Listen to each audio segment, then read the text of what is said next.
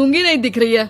विभा की अम्मा कहाँ रखी है लुंगी? अरे वो तो विभा ने परसों ही धोकर रखी थी आपकी अलमारी में, देखो वहीं होगी। वो ना मैंने आज धो दी, मुझे लगा कि गंदी हो गई होगी।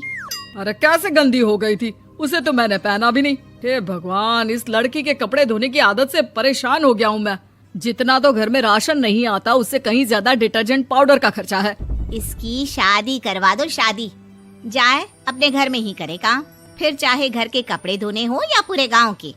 हाँ ठीक बोल रही हूँ, देखता हूँ मैं कोई लड़का। वो दिन भी आ जाता है जब विभा को देखने लड़के वाले आ जाते हैं। लड़की मुझे अच्छी लगी।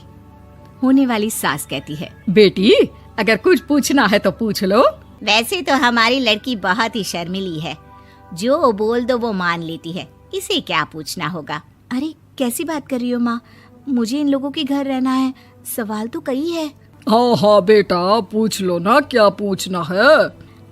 आप लोगों के घर कपड़े कौन धोता है? सास का मुंह बन जाता है। देखो अगर तुम ये कहना चाहती हो कि तुम्हें कपड़े धोने नहीं आते तो सुन लो, कपड़े मैं ही धोती हूँ, लेकिन तुम्हारे आ जाने के बाद मैं रुमाल तक नहीं धोऊंगी। अरे चुप रहना भाग्यवान, बहू बेचारी घर आई नहीं, उसे डराना शुरू कर दिया।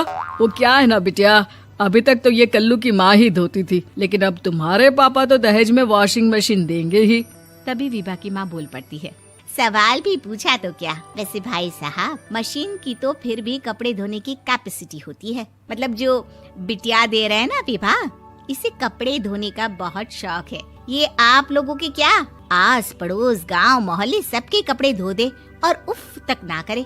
बाहर देखा नहीं आपने कितने कपड़े सूख रहे हैं, सब हमारी बिटिया ने ही तो धोए हैं। बस भी करो ना माँ, शर्म आ रही इतनी तारीफ सुनकर। और तो और एक दाग निकाल कर दिखाओ तो मान जाओ। हाँ अच्छा अच्छा, माफ करना बेटा, मैंने गलत समझा, हमें तो रिश्ता बहुत पसंद है। और ऐसे जुड़ जाता है रिश्ता कपड़े धोने का शौक रखने वाली विभा का। उसकी शादी हो जाती है कोयला फैक्ट्री में काम करने वाले कल्लू के साथ। शादी के बाद अचानक विभा चिल्लाती हुई सास के पास आती है। सासू माँ, अरे सासू माँ कहाँ है आप? ये तो धोखा है, धोखा दिया आप लोगों ने मुझे। इसे ससुर के चक्कर के बारे में पता चल गया। अरे तो उसमें तुझे क्यों धोखा मिला है? अरे नल में पानी नहीं आता, कपड़े कैसे कब धुलेंगे? अच्छा अच्छा, तू पानी नहीं आ रहा उसकी बात कर रही है। तो आपने क्या सोचा? कुछ नहीं। अच्छा हाँ, तेरी माँ ने कहा था कि कपड़े धोने का शौक है तुझे, याद आया मुझे। शौक शौक बोलकर कपड़े धोने वाले मेरे जुनून को कम ना आके सासू माँ, कपड़ा धोना मेरा गुरूर है। तभी पति भी वहाँ आ जाता है। अभी अभी मैंने इसे सनी देओल की फिल्म दिखाई है, उसी के डायलॉग मार रही है माँ। अच्छा सुन, साफ साफ बता रही हूँ, पानी सुबह 4 से 6 और शाम को 10 से 12 आता है, समझी?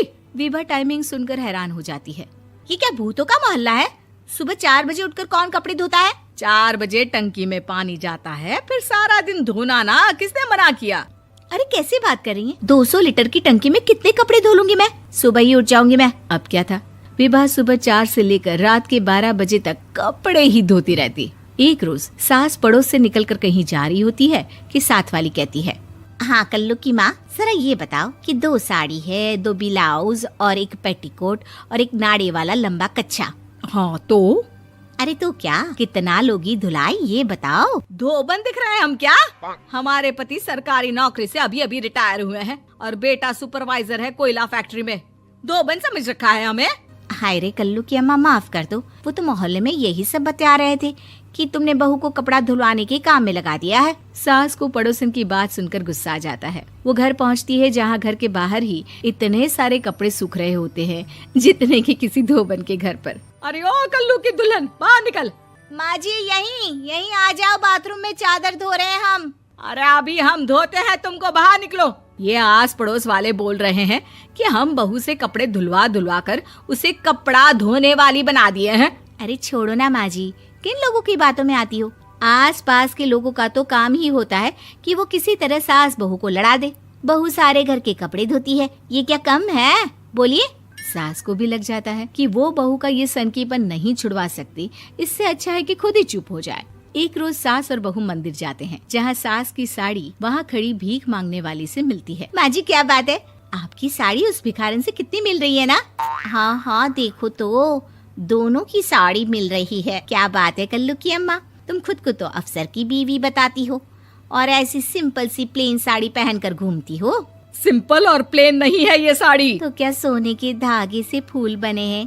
कुछ भी सासू माँ, कुछ भी। हाँ, बने थे इस साड़ी में सोने के धागे से फूल। मेरे पति लेकर आए थे मद्रास से स्पेशली मेरे लिए 10,000 की। ताहे भाई साहब इस भिखारन के लिए भी सेम टू सेम साड़ी लेकर आए होंगे 10,000 की। सास उस वक्त तो कुछ नहीं कहती, लेकिन बहू के साथ घर आती है और अलमारी से एल्बम निकाल कर लाती है। ये साड़ी देख रही है, ये वही साड़ी है जिसे मैंने अभी पहना था। इस साड़ी में ये जो चमकदार फूल दिख रहे हैं ना, ये सोने के धागों से काढ़े गए हैं। लेकिन तू लोकल वॉशिंग मशीन ब्रश से घिस घिस कर सारे फूलों को निकाल कर साड़ी प्लेन कर दी। मुझे माफ कर दीजिए सासू माँ। और तो और, जब मैंने तुझे तेरी गलती के लिए कुछ नहीं कहा, लेकिन तूने तो सबके सामने मेरा मजाक ही बना दिया। क्यों? बहू को समझ में आ जाता है कि अब से उसका कपड़े धोना बंद।